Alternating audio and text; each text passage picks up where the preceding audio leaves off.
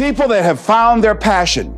People that found the things that they love. People that have found the things that they can pour their lives into. Those people live longer. I was in New York and I had to do a seminar at a special church, and a guy by the name of Reverend Johnny Youngblood. And I said, how is it that you were able to build this big housing facility and got all of the various community and religious groups together to have this dwelling for 2,000 residents that were once homeless? How were you able to take on this responsibility? Wasn't it overwhelming? He said, the kind of work I do, he said, it's in me. I've got to live what's in me.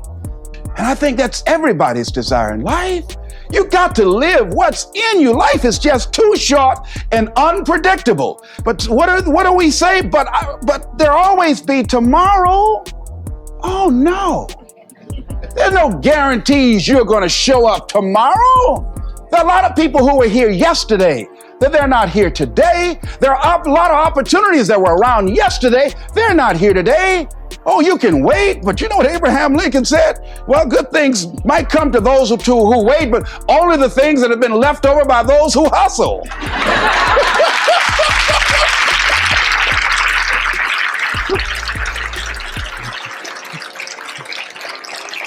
So who want to go through life picking up leftovers? You deserve much more than that. The leftovers is somebody's left you. So take it head on, begin to explore it. Here's something else. Decide to do it now. Decide whatever you want to do, that you are now going to become actively involved right now, exploring the possibilities for you. That you're going to look at it and do just a little bit of it right now. When I decided to become a speaker, I didn't just quit my job and just ran out and say, I'm a motivational speaker. No. What I did was I decided to start looking at other people that were involved in the speaking profession. I volunteered to work with some speakers so that I could learn. Whatever you want to do, get your feet wet.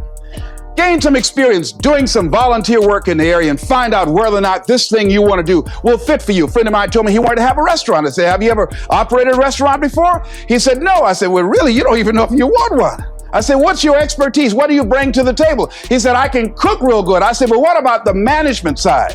What about the business part of the restaurant? You're not going to be cooking all the time. Somebody's got to receive the money. Who's going to manage the personnel? He said, you got it right. You got a point there. So this guy got a job in a restaurant in the evening time on a part-time basis. After doing that for a while, he said, you know what? I think I just want to be a chef. He said, after working there, people didn't show up to work. He said, it's hard to find the help.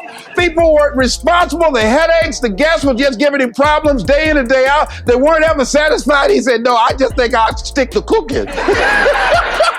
See, you got to find out what fits for you, because you might decide that after you go up in there and examine it and experience it and get some experience under your belt on it, well, you say, this is really not what I want. This does not fit for me. So decide that you're going to do that. Now, John H. Johnson said something that's very important. He said, there's no defense against an excellence that meets a pressing public need. See, whatever you decide to do, look at it and find out, what is it that I have that I could bring to the table that can begin to enable me to ensure that I could be successful in this? Where is the opening for you? There's room for you out here. Out here in the arena called life, there's room for you to come out and live your dream. Don't allow but to keep you in the corner or keep you up in the bleachers looking at life, being a spectator, not being a participant, making a difference in life. I believe that all of us came here with something. All of us showed up to give something, and that nobody's going to give that service that you have to give. No one's going to produce your product. No one's going to write your book. No one's going to open your academy. No one's going to begin to create your daycare with a special curriculum to help to cultivate the high self-esteem in our children. That's your idea. And if you don't bring your idea out here, when you die, all of us will suffer because we've been deprived of your genius, because you allowed but to keep you in the bleachers and not pursuing your greatness. You take it to your grave with you. And that's what most people do. I think that's why the guy said that many people die at age 21 and don't get buried until they're 65.